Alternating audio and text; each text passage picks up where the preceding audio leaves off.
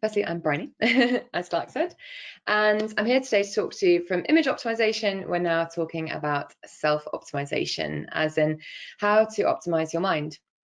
And just to explain briefly who I am, but Marcus Aurelius first, because the keen eyes of you will notice I'm not Marcus Aurelius. Before we dig into who I am, I've got this lovely quote which actually covers a lot of what this talk is going to be about today. So Marcus Aurelius, who is a Roman emperor, said that you have power over your mind, not outside events. Realize this and you will find strength. So we're really going to be digging into that, this kind of idea in this talk today. But in terms of who I am, well, as I shared, my name is Briony, and as John said at the start, my background is in digital marketing. I've actually been in SEO 10 years this year, but I moved on from optimizing websites to optimizing people. And this was really the journey that I went on as an individual in my own career. So I sort of started out focusing on, understanding more about SEO, then trying to get better at communicating to my clients and their needs, then thinking about strategy, integration with other teams. Eventually, my last role was operations director. So I got more interested in processes. So how can I make sure that we're being efficient? And I got really interested in people because I realized the biggest barrier for SEO, as is well known, is often execution. So actually getting our recommendations implemented. Now, not only do processes really play a big part in this, but so do relationships, and also understanding how and where we may fall down. So I got more interested in the mind.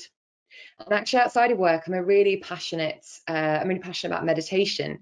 And so actually in the last few years, I've trained not only as a qualified meditation teacher, but I'm now also a certified mindset coach. And so I'm now devoting my efforts to these ideas. So working with individuals and businesses to help them understand that the greatest asset you could have is you and that beautiful mind of yours. So before we dig into the slides, I'm just going to do a quick poll, and this is about meditation. I actually just was leading a meditation session online just before this webinar today. So it's something that I'm doing pretty much day in, day out at the moment. But I always love to know, do you meditate? How much do you meditate? So you've got some options there in terms of never tried it, but no interest. Never tried it, but I'm curious. Yes, but very rarely. Yes, quite often, and yes, every day. Lovely. Wonderful.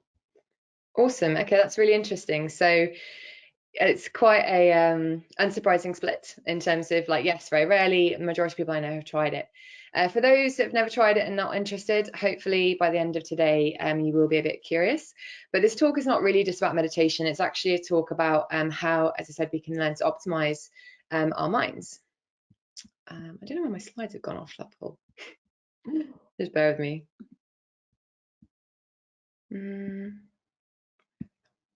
Can you guys still see my slides?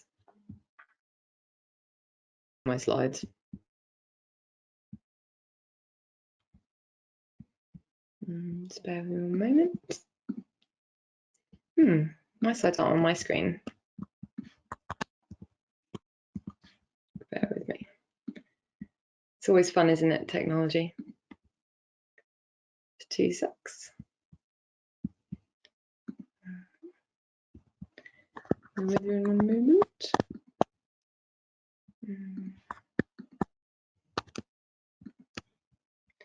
Open with preview. Right, I'll try and share. Is my slides back up at the moment? No, yes, no. Can now. Okay, excellent. Right, thank you. We've got a little WhatsApp group just on the side here, which is just checking that everything's working. Okay, awesome. Thank you for that. Anyway, right, let's crack on. So then what we're going to be covering today, as I said, why is this important? Why are we talking about self-optimization, what it actually is, and how we can do this, some tips and advice around your mind and how we can get it working better for you. So why is this important? Well, I actually have been changing this presentation based on recent events, and I've been very busy working with individuals and businesses, thinking about how we can adapt through what is pretty extraordinary times. I'm sure everyone here has been feeling that we're kind of in a bit of a state of chaos, and there's a lot of change happening very, very quickly. So for me, it's about understanding how we can use our minds in a way that can help to bring some order and clarity back both into our professional and our personal lives. So this topic today is actually really important. It really is. Currently, we're living through what's known also as a black swan event, and there's this definition of that from Investopedia, which is essentially that it's an unpredictable event that is normally it's beyond what we're normally capable of either experiencing or doing, and it has potentially severe consequences. And what categorizes a black swan event is the fact that they're often very rare, they have a big impact, and actually when we look back, we think, oh, well, that was kind of obvious. So it's important to be aware of the gravity of the situation. But what I want to really cover today is how the way we look at things can really help us emotionally and professionally, with how we can really ride through these changes. And there's a lovely quote by James Allen, and it's calmness of mind is what we're looking to actually achieve when we talk about self-optimization in terms of learning to work with the mind. So I'll read this quote. Calmness of mind is one of the beautiful jewels of wisdom. It is the result of long and patient effort and self-control. Its presence is an indication of ripened experience and of a more than ordinary knowledge of the laws and operations of thought.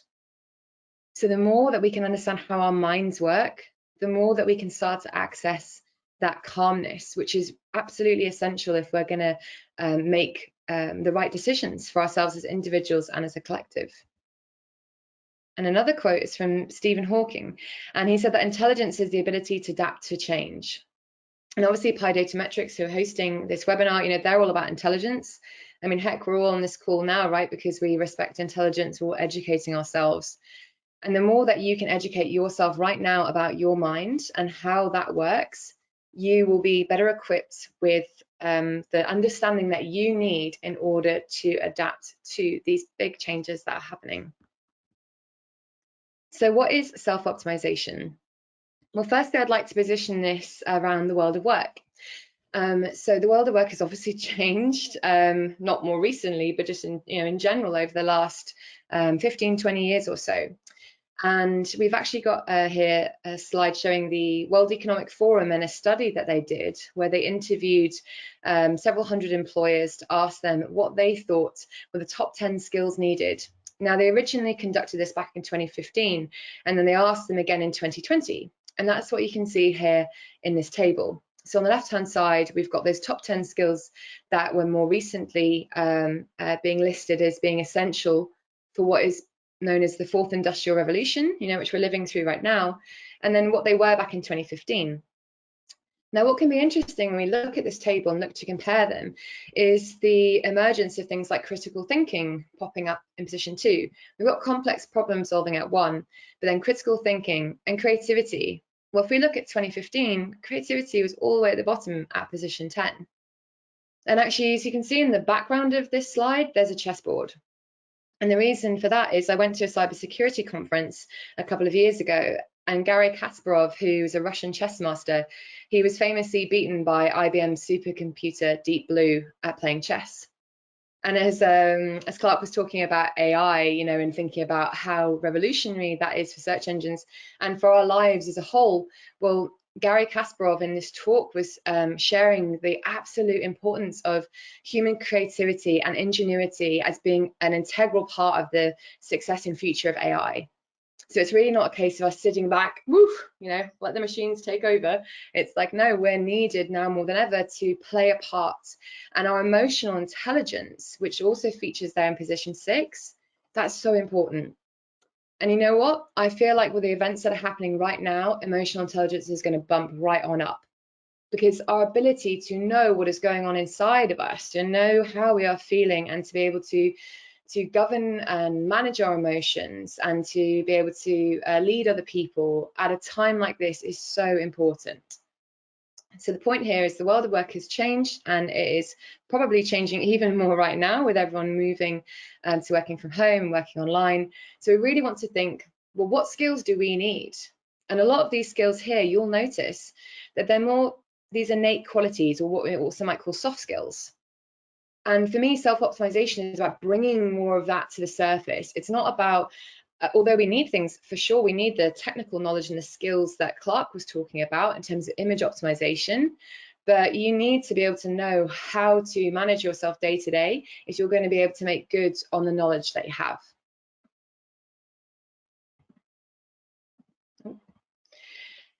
And if we think about the bigger picture as well, the UN have these sustainability goals. Now, it'd be interesting to see how these will shift and change, considering the big events that are happening right now.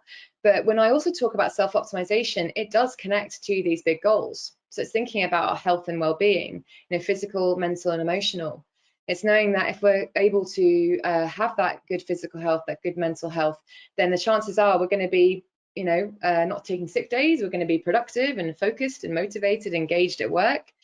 And the fact is as well, when you're kind of happier and more tuned into your life, you're probably not really being as singularly minded when it comes to your consumption.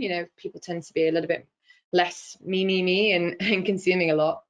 And then the overall effect of all of this, emanating from all these qualities, is a sense of peace and justice and having strong institutions. Now, some of these things may feel like they're in flux right now, but I believe passionately that if we're able to get a handle on ourselves, there's no reason why we can't bring about some of these sustainability goals, perhaps even sooner than we'd originally planned.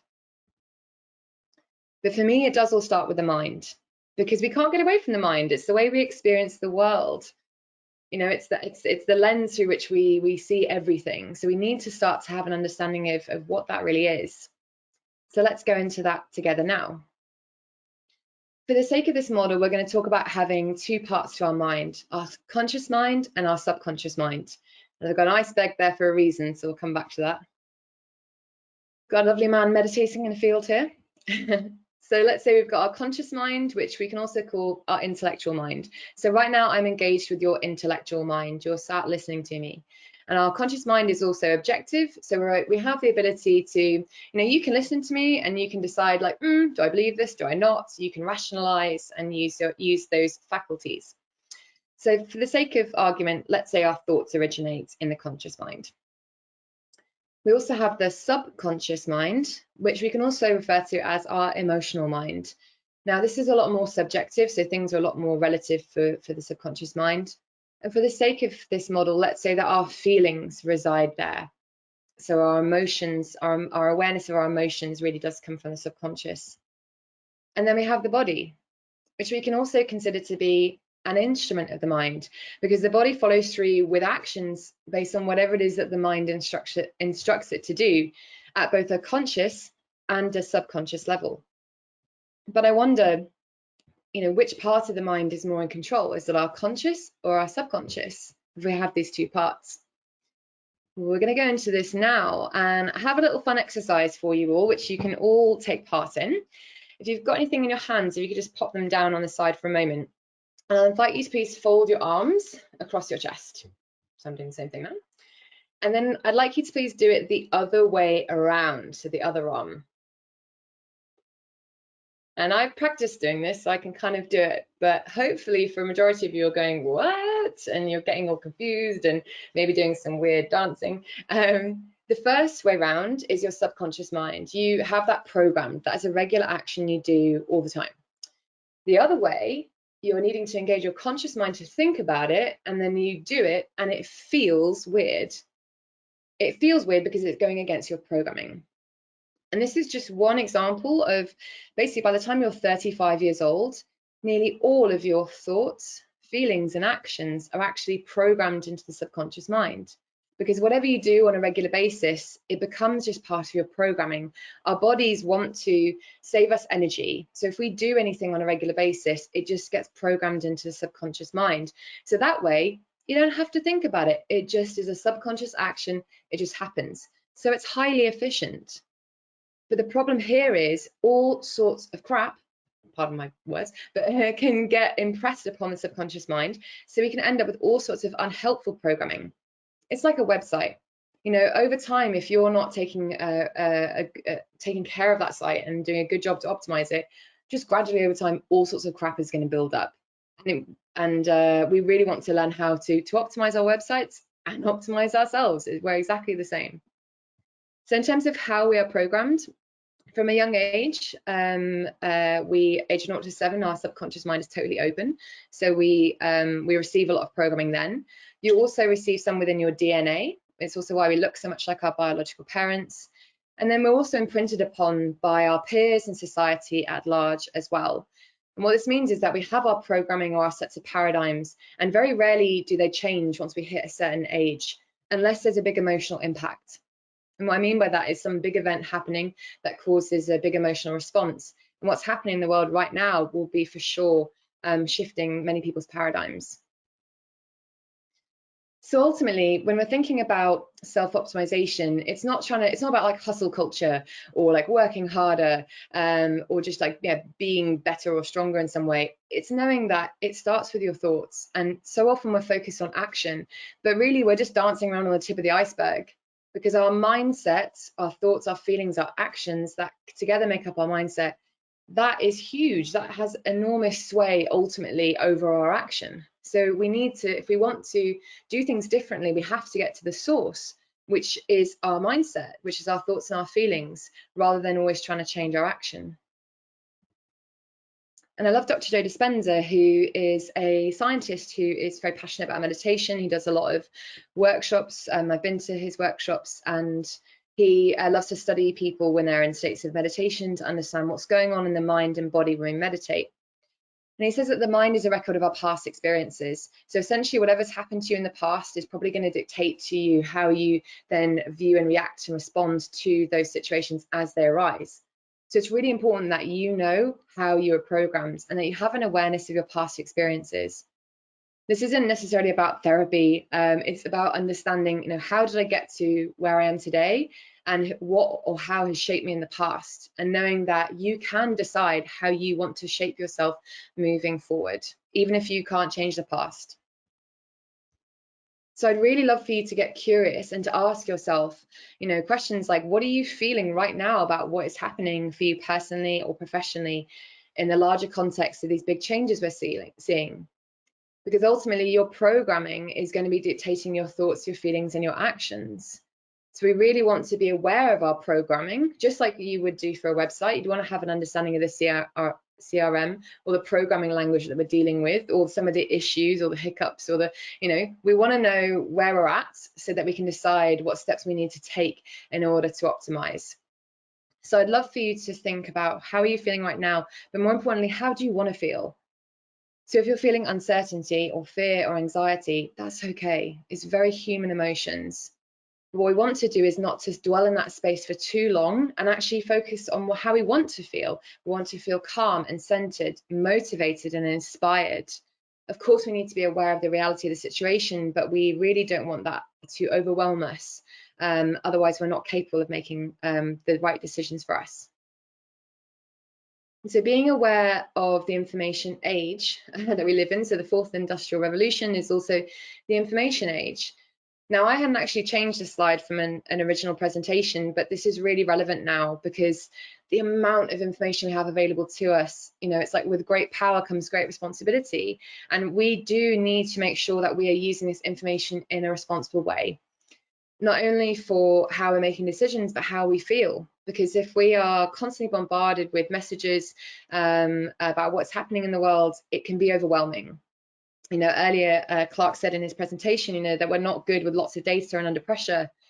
Well, right now, we've got a lot of data coming at us from different sources, sometimes saying different things, and we're under a lot of pressure. We're under a lot of pressure. So this can mean that we feel a lot of confusion. There's a lot going on in the mind and the body, and this can lead us to feel in all sorts of states. So we really want to try to think how we can dial that back down and start to center ourselves a little bit more so that we can make good on what we know in terms of the useful information and start to make better choices.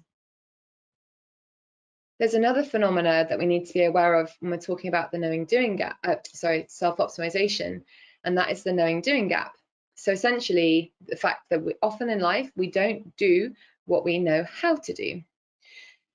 For example, like the intellectual understanding essentially doesn't automatically mean that you'll do it. So if we look here, the background image is indicative of the panic buying that's been happening, and people buying lots of toilet roll. And if you were to take a step back, calm down and go, why is it that I want to buy lots of toilet roll? And then as you start to question yourself, you probably think, I probably don't really need that. And there's no need to panic because the supplies of toilet roll aren't suddenly diminishing. It's going to be fine. But the fact is because we're in panic, or fight, flight, and freeze, the conscious mind basically checks out, and our reptilian brain is like coming roaring to the surface, and we are just fully in this subconscious grip and just doing what everyone else is doing, this kind of herd mentality. So it's really important that we start to ease off of kind of any negative thoughts so that we can start to gain mental clarity and re-engage with that conscious mind and start to go, well, what do I know how to do? How can I help myself in this situation? How can I help my business and my team? How can we adapt? What do we need to do? And coming from that place of creativity and motivation, and for sure determination and persistence, and this attitude of like, yeah, I can do this. I don't know how, but we're going to make this work. If we don't come from that positive place and we're living in the grips of this negativity, just more of this like subconscious behavior starts to play out, and we're seeing that around us. So it's important to have compassion as well for other people right now, because people are afraid, which is why they're acting. People aren't stupid, they're frightened. So it's really important to have compassion for yourself and other people right now, and understand that if you show up for yourself in a calm, grounded way, that will have an impact on others. It's a whole like be the change that you want to see. So how can we self-optimize then? There's a gentleman called Tim Grover who I really love, and he's the coach, or he was the coach for Kobe Bryant and Michael Jordan. And he has an amazing book called Relentless, which is talking about our mindset. And I was inspired having read this book recently, as well as thinking about right now. It's really important that we use this time as an opportunity to reflect. Many of us are seeing a big slowdown, but while simultaneously needing to change really quickly. So it's for sure very awkward, and there's a lot going on, and it's a moving feast. But I really want to invite you to recognize that you really can choose how you want to feel about this situation. There are certain things we can't change, and of course we have to be aware of the realities and the risks, and look to make sensible decisions. And I'm not going to tell you how to run your business or what practical steps you should take about the coronavirus. I'm more talking about, how you think and feel about your current circumstances and identifying what you can control. And you are in control of you and your emotions and your thoughts. And so we want to recognize, if we're only focusing on problems, that's probably going to make us feel helpless and more worried. And also our ability to think creatively is shut down. We kind of can't access that kind of higher level thinking when we're in fight or flight, because at that time your body's just in survival mode and you're busy thinking of your survival. So if instead of focusing on problems, we start to spot solutions, or start going, okay, how can I change this? How can I make this work? Then that can have a really big impact, not only on your emotional well-being, because you start to feel less helpless, but you'll find it might be a slow change initially, but then once you get going, you suddenly start spotting loads of solutions. And then the more that we can pull together to share ideas, to be creative, to support one another, you can start to get really excited about all the new ways we could do things. I know that right now, because we're in a big state of flux, it can be maybe hard to think like that, but we have to think about the long game and how we're going to shift and change together. So stay informed from trusted sources, and understand that ignorance is actually the source of fear. And ignorance is not like a judgmental term, it's knowing that it's just like a lack of understanding. If you're not consciously aware of certain ideas and you don't know, then your subconscious programming is just playing out, and particularly in fight or flight, our animal brain's taking over, our reptilian brain. So educate yourself about the situation you're in, but in an empowering way, not a way that you're clouding your mind with loads of information and making yourself fearful. Because if you can understand more, then you feel empowered. You feel empowered to start to make decisions that are right for you. So we want to really focus on how we can learn to calm the mind and body down so that we can access that higher level thinking. So do consider, there's loads of information online about people sharing tips and advice, so seek that out. I'm sure you'll find it. So things like meditation are a big thing, reducing the stem and flow of information, exercise, nature, friends and family, self-care, you get the idea. But don't dismiss these things, they're really important. And if you're an employer or in a leadership position, make sure you're supporting your team and allowing them to have access to these types of things. Now I'm conscious of time, so I will quickly go over this. So these are called the 4 agreements, and it's more about mindset. So it's like 4 little things I'll leave you with, and then I've got a very brief summary. So being impeccable with your word at a time like this. So speak with integrity. Think about what you're sharing and think about what you're spreading. So speak well of yourself and others and only share things that you know to be true. Be mindful of what you're sharing online. Don't take things personally, especially at a time like this. People are in a really heightened state. If you're able to be calm and allow things to wash over you, everyone else will calm down much sooner. Don't make assumptions about things. Look to ask questions, seek clarity, and look to always do your best. So right now, we are all absolutely doing our best. Everyone's just doing it in their own way. So the more that we can look to with patience and calmness in mind, understand that, then we can look to and start to think more creatively about the current circumstances and how we can make it work for us. So in summary, just remember that most people are essentially unconscious or in this reactive state most of the time, particularly at a heightened period like this. So take a moment to step back, calm down, and understand that's what's actually playing out in front of us. Don't get caught up in it all. And the key takeaways, I would say, are, take a stand and unite. So take radical responsibility for you.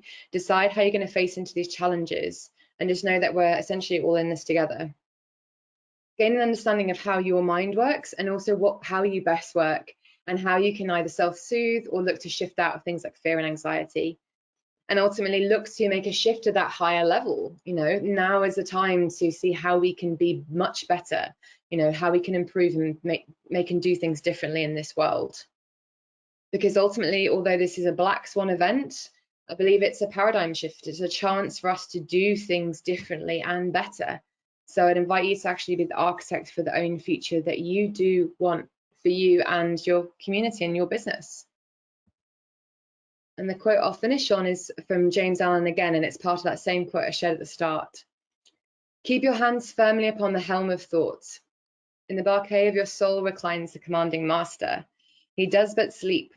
Wake him. Self-control is strength. Right thought is mastery. Calmness is power. Say unto your heart, peace, be still. So I'm wishing you all plenty of peace. You can keep in touch with me. You're going to have these slides, and obviously we're all in touch through the SEO and the Shed community as well.